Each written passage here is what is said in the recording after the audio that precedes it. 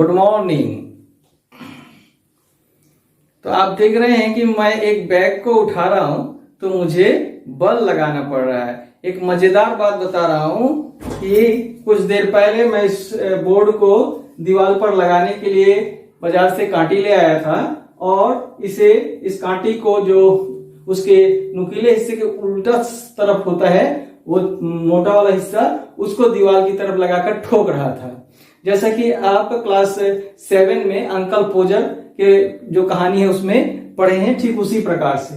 तो ये जो है अंदर जा ही नहीं रहा था, तो मैंने जैसे ही नुकीला हिस्सा को दीवार के ऊपर रखकर कांटी मारा तो ये आसानी से चला गया। तो बच्चों, आज आप लोग समझ गए होंगे कि हम लोग आज पढ़ने वाले हैं बल और दाब के बारे में। तो बच्चों, आज हम लोग जीसीईआरटी झारखंड रांची के पाठ्य पुस्तक पर आधारित विज्ञान एवं प्रौद्योगिकी विषय से पाठ 6 बल और दाब, फोर्स एंड प्रेशर के पाठ को पढ़ेंगे और उसे समझेंगे। तो बच्चों, हम लोग पहले देख लेते हैं कि आज हम लोग इस वीडियो में क्या क्या जानने वाले हैं। तो बच्चों, इस वीडियो में हम लोग जानेंगे बल का रूप क्या है, बल की परिभाषा क्या है, बल का उपयोग किन किन क्षेत्रों में हम लोग करते हैं, बल का कारण क्या है, परिणामी बल से हम क्या समझते हैं, बल का प्रभाव क्या पड़ता है, बल का प्रकार कौन कौन से हैं, मांसपेशीय बल, घर्षण बल, चुंबकीय बल, स्थिर विद्युत बल, गुरुत्वाकर्षण बल, इन बलों के बारे में जानेंगे। साथ ही हम जानेंगे संपर्कित बल और असंपर्कित बल क्या है। तो बच्चों, सबसे पहले हम लोग देखते हैं पहला बल का रूप। यहाँ हम लोग देख रहे हैं अपकर्षण, इसे साधारण भाषा में हम धकेलना कहते हैं, और यहाँ देख रहे हैं अभिकर्षण, जिसे साधारण भाषा में खींचना कह रहे हैं। तो बच्चों, अगर आप कभी अपने घर के दरवाजे को खोलते या बंद करते हुए अनुभव किए हो तो आपको जरूर पता होगा कि खोलने या बंद करने की क्रिया के समय आप अपने दरवाजे पर बल का प्रयोग करते हो, या तो आप खींच रहे होते हो या धक्का दे रहे होते हो। इसी प्रकार अगर आप खेल के मैदान में फुटबॉल खेलते हो तो आप देखे होंगे कि एक फुटबॉल अगर स्थिर है तो आप उसे गतिशील करने के लिए अपने पैरों से उस पर प्रहार करते हो। अगर वह गतिशील है, अर्थात कोई उसे फुटबॉल पर प्रहार किया है और फुटबॉल आपकी तरफ आ रहा है, उसे रोकने के लिए भी आप उस पर जो है अपने पैर से उस पर बल प्रयोग करते हो ताकि वह रुके। उसी प्रकार से क्रिकेट का एक खिलाड़ी किसी बॉल को रोकने के लिए अपने हाथों से उस पर बल प्रयोग करता है, तभी वो रुकता है। इन सभी स्थितियों में हम देख रहे हैं कि खींचना या धक्का देने की क्रिया हो रही है, जो बल है। तो बल की परिभाषा को इस प्रकार से हम लोग व्यक्त कर सकते हैं। अपकर्षण धकेलना अथवा अभिकर्षण खींचना कि वह प्रक्रिया जो वस्तु पर लगकर उसके विरामावस्था माने जब वो स्थिर हो, अथवा गत्यावस्था माने जब वो गतिशील हो में परिवर्तन करे अथवा करने का प्रयास करे तो उसे हम बल कहते हैं। तो इस प्रकार से बल की परिभाषा हमने देखा। अब हम लोग देखेंगे बल का उपयोग। तो बल का उपयोग क्या है? किसी स्थिर वस्तु को गतिशील करने के लिए हम बल का प्रयोग करते हैं, या किसी गतिशील वस्तु को स्थिर करने के लिए बल का प्रयोग करते हैं, उसके गति की दिशा में परिवर्तन करने के लिए करते हैं, और किसी वस्तु की अवस्था में परिवर्तन यानी कि उसे गतिशील करने में, या उसे उसके जो आकार में परिवर्तन करने में, या उसे विरामावस्था में लाने में हम इसका प्रयोग करते हैं। बच्चों, बल का कारण देखते हैं। जब दो वस्तु एक दूसरे पर बल लगाते हैं उनके बीच अनोन्य क्रिया उत्पन्न होती है, यानी कि अपकर्षण अथवा अभिकर्षण होती है। तो बच्चों, दो वस्तुओं के बीच में जो है अनोन्य क्रिया के परिणाम स्वरूप ही बल कार्यरत होते हैं, यानी कि अनोन्य क्रिया जो है बल लगने के लिए आवश्यक है। एक जिस वस्तु पर बल लगाया जाता है और दूसरा जो बल लगा रहा है, दोनों के बीच में यह अनोन्य क्रिया होती है, और इस अनोन्य क्रिया में ही अपकर्षण और अभिकर्षण का रूप होता है। तो बच्चों, अब हम लोग जानेंगे परिणामी बल क्या है। तो बच्चों, अब हम लोग परिणामी बल को समझ लेते हैं। परिणामी बल क्या है, पहले हम इस चित्र से समझें। यहाँ पर एक वस्तु है, यहाँ पर एक बालक जो है इसे धक्का दे रहा है, और यहाँ पर ये 3 बालक धक्का दे रहा है। तो परिणामी बल बताता है कि ये जो 3 मिलकर जो बल लगा रहे हैं, इन तीनों का बल एक साथ मिलकर जो है परिणामी बल होता है। तो इसी यहाँ पर लिखा गया परिणामी बल वह बल है जो वस्तु पर कार्यरत सभी बलों के योग के बराबर होता है। अर्थात तीनों के बल जो है उस एक साथ मिलकर जो बल लग रहे हैं वो परिणामी बल है।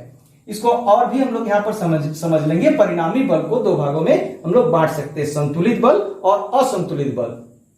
इस चित्र को हम देख रहे हैं, यहाँ पर एक वस्तु रखी हुई है, यहाँ पर एक लड़का इधर से और एक लड़का इधर से जो है बल लगा रहा है। तो अगर दोनों की ताकत बराबर होगी तो वस्तु जो है इधर से उधर कहीं नहीं जाएगी, स्थिर हो जाएगी, स्थिर रहेगी।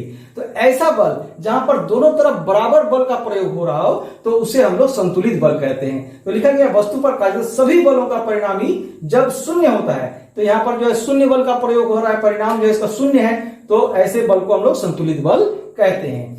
आगे यहाँ पर हम लोग देख रहे हैं ये वस्तु है, इधर 3 बालक जो है खींच रहा है और इधर मात्र 1 बालक खींच रहा है। तो इन स्वाभाविक है कि इन 3 बालकों की ताकत जो है एक बालक की अपेक्षा अधिक है। तो ये जो 3 बालक है इस वस्तु को अपनी ओर खींच लेगा। तो ये जो है अब असंतुलित हो गया, अर्थात ये शून्य परिणामी बल नहीं रहा। तो इसलिए इसको हम लोग कहते हैं असंतुलित बल।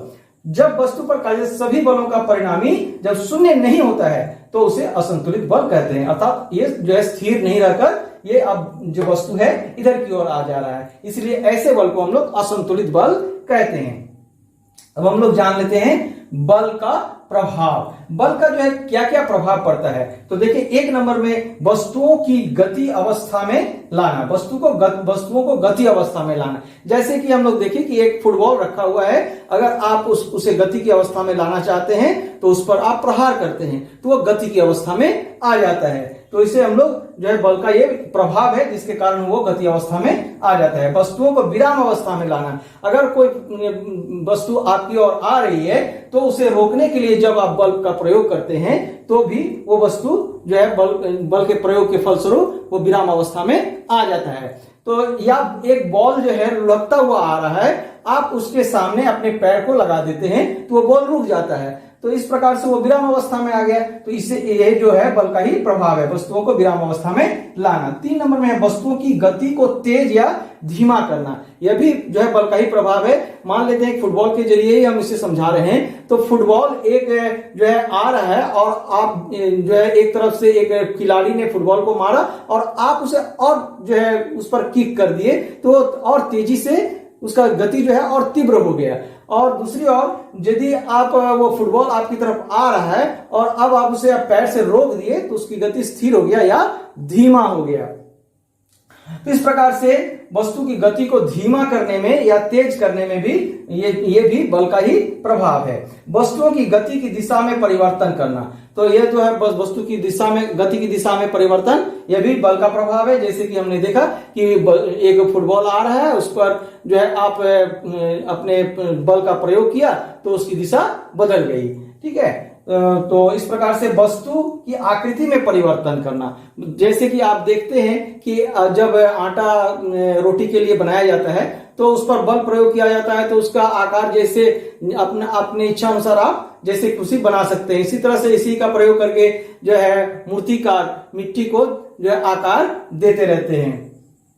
तो अब तक हम लोग देखे कि बल का प्रभाव। अब हम लोग जानेंगे बल का प्रकार। तो बल का प्रकार बच्चों यहाँ पर दिया हुआ है, मांसपेशीय बल, घर्षण बल, चुंबकीय बल, स्थिर विद्युत बल, गुरुत्वाकर्षण बल। ये बल के प्रकार हैं और इन्हें ही 2 भागों में बांटा गया है, संपर्कित बल और असंपर्कित बल। तो हम लोग देखेंगे सबसे पहले मांसपेशीय बल, यानी कि बल के प्रकार को हम लोग जानेंगे। बच्चों अब हम लोग देख रहे हैं बलों का प्रकार। सबसे पहला है मांसपेशीय बल। तो यहाँ उदाहरण देख लें, घोड़े द्वारा तांगा खींचना और भारोत्तोलक द्वारा भार का उठाना। बच्चों आप जब कभी किसी चीज को उठाते हैं तो आपके मांसपेशियों पर आप बल लगाते हैं। उसी प्रकार से घोड़े द्वारा जब तांगा खींचा जाता है या भारोत्तोलक द्वारा जब भार को उठाया जाता है तो ऐसी स्थिति में वह भी घोड़ा और भारोत्तोलक दोनों को ही अपने मांसपेशियों पर बल लगाना पड़ता है। तो ऐसे बल को हम लोग मांसपेशीय बल कहते हैं। घर्षण बल, आपने कभी देखा होगा कि अगर एक बॉल लुढ़क रहा है, जमीन पर लुढ़क रहा है, तो धीरे धीरे वो बॉल धीमा होता जाता है और अंत में रुक जाता है। तो क्या आपने कभी सोचा है कि बॉल धीरे धीरे क्यों धीमा हो गया और उसके बाद रुक क्यों गया? तो इसका कारण है घर्षण बल। क्योंकि बॉल और जमीन के बीच में इस समय एक बल कार्य करता है, जिसे हम जो है घर्षण बल कहते हैं। वह किस प्रकार से कार्य करता है इसे हम लोग समझ लेते हैं। तो देखें कि जमीन पर जो है इस प्रकार से खुरदरा रहता है और इस पर यह बॉल जा रहा है। तो ये जमीन का ये जो हिस्सा है नीचे का, यह और बॉल के बीच में एक बल लग रहा है और जमीन जो है इसे आगे जाने से रोक रहा है। तो इसी बल को हम लोग कहते हैं घर्षण बल।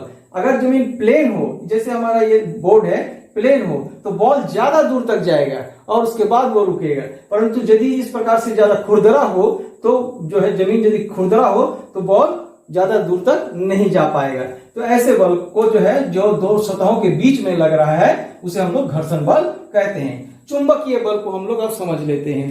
तो बच्चों, आप हमारे हाथ में यह एक कांटी देख रहे हैं और यह है एक चुंबक, और आप देखिए कि इस प्रकार से आप देख सकते हैं कि कांटी फट से ऊपर की ओर चुंबक की ओर आकर्षित हो गया।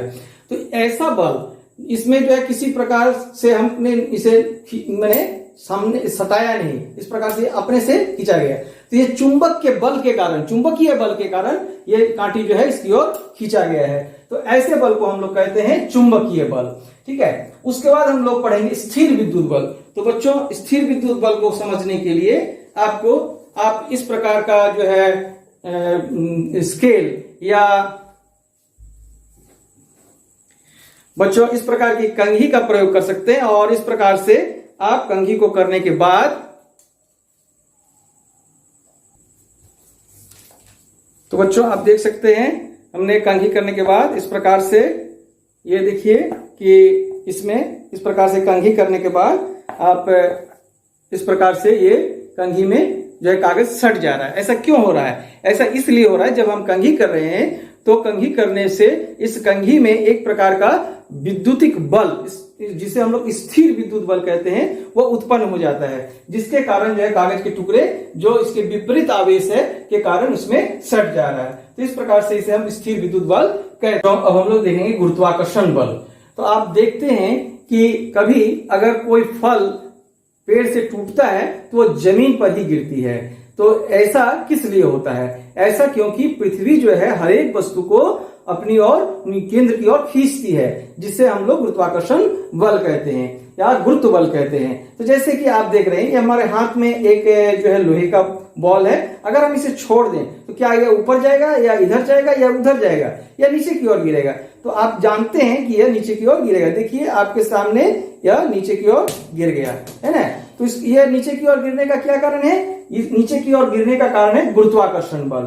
गुरुत्वाकर्षण के बल के कारण ही यह नीचे की ओर गिरा। तो बच्चों अब हम लोग जानेंगे संपर्कित बल और असंपर्कित बल क्या है, इस दोनों में क्या अंतर है। तो देखते हैं संपर्कित बल और असंपर्कित बल क्या है। तो बच्चों हम लोगों ने देखा कि बल 5 प्रकार के होते हैं: मांसपेशीय बल, घर्षण बल, चुंबकीय बल, स्थिर विद्युत बल और गुरुत्वाकर्षण बल। इन्हीं 5 बलों को 2 भागों में विभक्त किया गया है, बांटा गया है, जिसे हम लोग संपर्कित बल और असंपर्कित बल कहते हैं। तो संपर्कित बल क्या है? जब एक वस्तु दूसरे वस्तु पर सीधे भौतिक संपर्क द्वारा बल लगाता है उसे हम लोग संपर्कित बल कहते हैं। जैसे कि मांसपेशीय बल और घर्षण बल। आपने देखा कि हम लोग मांसपेशीय बल में मांसपेशी का प्रयोग करते हैं, अर्थात सीधे भौतिक संपर्क इससे होता है, और घर्षण बल में भी जो है भौतिक संपर्क अर्थात बॉल और जो जमीन है उसके बीच में हम लोग देखें कि किस प्रकार से संपर्क हो रहा है। यानी कि ऐसे संपर्कित बल जिसमें भौतिक संपर्क होता हो तो उसे हम लोग संपर्कित बल कहते हैं। और असंपर्कित बल इसके ठीक विपरीत है। जब एक वस्तु दूसरे वस्तु पर कुछ दूरी से बिना सीधे संपर्क के बल लगाता है तो उसे हम लोग असंपर्कित बल कहते हैं। जैसे चुंबकीय बल, हमने देखा कि चुंबक को दूर से ही जो है उस लोहे की कील को अपनी ओर खींच लिया। तो इस प्रकार से कुछ दूरी से जो बल लगा रहा है वो असंपर्कित बल। स्थिर विद्युत बल हम लोग देखें कि कंघी किए अगर हम स्टील से भी जो है इसको बार बार इसको ये करेंगे तो ये भी जो है आवेशित हो जाएगा, तो और ये कागज को जो है दूर से ही खींच लेगा, ठीक है। और गुरुत्वाकर्षण बल में हम लोग देखें कि पेड़ से फल जो है गिरता है तो नीचे ही गिरता है, ऊपर नहीं जाता है, टूटता है तो। और जैसे बॉल को हम छोड़े तो नीचे की ओर गिरा, ऊपर नहीं गया, तो ये गुरुत्वाकर्षण बल है जिसमें किसी भी प्रकार का संपर्क एक वस्तु दूसरे वस्तु के साथ नहीं होने के बावजूद वो एक दूसरे को जो है एक दूसरे की ओर जाती है, ठीक है, अर्थात बल लगाती है। तो ऐसे बल को हम लोग असंपर्कित बल कहते हैं। एक बार फिर से देख लें, जब एक वस्तु दूसरे वस्तु पर कुछ दूरी से बिना सीधे संपर्क के बल लगाता है तो उसे असंपर्कित बल कहते हैं। ऐसा मानना है कि धरती पर पूरे ब्रह्मांड में हर एक वस्तु को अपनी ओर एक आकर्षण शक्ति से खींचती है, जिसे हम लोग गुरुत्वाकर्षण बल कहते हैं। तो इसे आप आगे की कक्षा में जानेंगे। बच्चों, यदि वीडियो अच्छा लगा हो तो वीडियो को लाइक करें। अगर अभी तक आपने हमारे चैनल को सब्सक्राइब नहीं किया है तो चैनल को सब्सक्राइब कर लें और अपने दोस्तों के बीच इसे ज्यादा से ज्यादा शेयर करें। और बच्चों, मैंने डिस्क्रिप्शन बॉक्स में आपके कक्षा के गणित और विज्ञान के प्लेलिस्ट डाल दिए हैं, जिसमें बहुत सारे वीडियोज हैं। आप डिस्क्रिप्शन बॉक्स में जाकर उन प्लेलिस्ट पर क्लिक करके उन वीडियोज को अवश्य देखें। तो बच्चों, मिलते हैं अगले वीडियो में।